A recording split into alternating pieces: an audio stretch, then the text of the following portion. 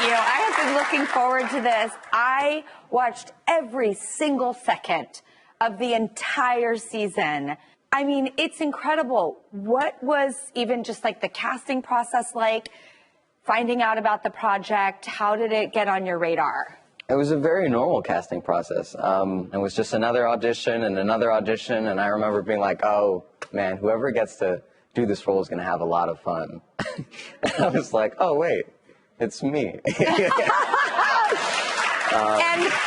casting processes are so weird. You get on especially on Zoom.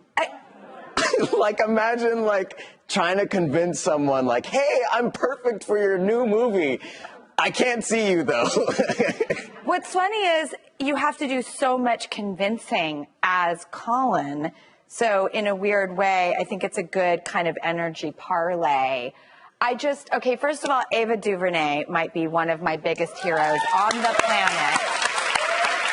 And she co-created this with Colin Kaepernick. And then you even have filmmakers like Robert Townsend in there who, I mean, Hollywood Shuffle and Raw. I've been such a fan of his since I was a kid. I was so happy to see him a part of this project.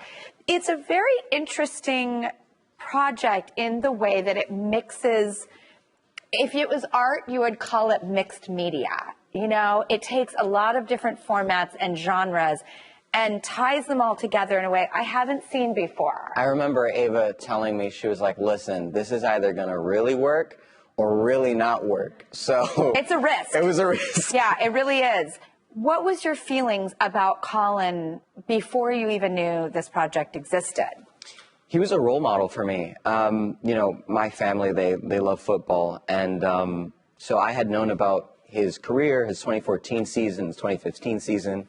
But I wasn't a huge sports guy, so I wasn't like as invested as my family was. But when I saw him kneeling, it completely changed how I looked at him and how I viewed him. It was like, you know, it's not often that you see an athlete choose to, you know, I feel like athletes are sort of told to focus on your craft, focus on your athleticism, be an athlete. And he sort of said, no, I think it's more important to stand up and speak for people who don't have a voice. And to me, I've always been someone who thought it was important to, if you have any sort of influence over any group, you should use it for change, for positive change. And he perfectly embodies that, so.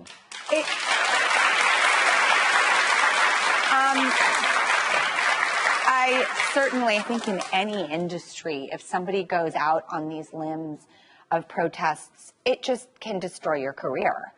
And so it is the riskiest thing you can do. And he changed the world with what he did.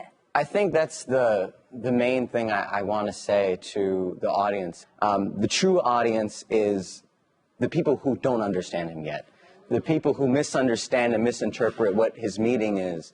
And I think I wanted to build a Colin that could be edible for different people who have different political point of views. And even if you don't agree with his politics, if you don't agree with how he carried out his politics, how he expressed himself, how he stood up for other people, maybe you can come to respect the amount of selflessness that he had. And he lost everything. Oh, yeah. And that's what I find so devastating. And even though you see other athletes taking knees and getting in on the movement, he's still seen as an outcast. Yeah. And I don't understand that. He's staged workouts. He's staged, countless exercises demonstrating his complete ability to continue being a quarterback. He has all of the ability to continue doing his job, but he's being held back from doing it. I just want to see him play again, also. Who's not going to want to watch? Patrick Mahomes needs some competition. I just am like, get him back in the game. Like, let's move forward. And what I do appreciate about what you're saying is, I went into it, and even this conversation, with some trepidation, because there are people out there that have completely different views. There's a patriotism, there's a political viewpoint. He is a patriot, though. That's what I don't understand. Absolutely. The ultimate sign of patriotism is standing up for what you believe in. Whatever your beliefs are, can we take violence and judgment and so much anger out of it and have the ability to listen to each other? And all of that aside, you are so good in this role. I stayed up all night long binging this show. And although it is such an important piece of art, and so meaningful and so impactful, I mean, I could not take my eyes off of you, your emotionality, your performance. I noticed things like how small and short you seemed, because by the next 2 episodes, you seemed taller and towering over everybody, as if you were growing in years. The physical commitment that you do to this character. That was one of the fun parts. I feel like Ava gave me so much liberty to experiment with the character, and it was one of the first times I really had that opportunity. And so I really ran with it, and I probably pulled more than I could chew. But I remember telling her, I was like, "Hey, Ava, I'm gonna fast for a month before we shoot, so that I can look really skinny and stuff, and I'll look real young, and I'll shrink my shoulders down." Yes. And she was like, "Okay." And then I was like, "Yeah. And as we keep going, I'll eat more, and I'll start working out. Yes. And I'll get bigger."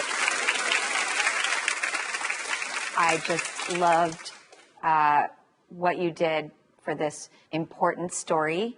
And may we keep telling stories in many different forms, some for escapism, some for entertainment, some for education, and some for enlightenment.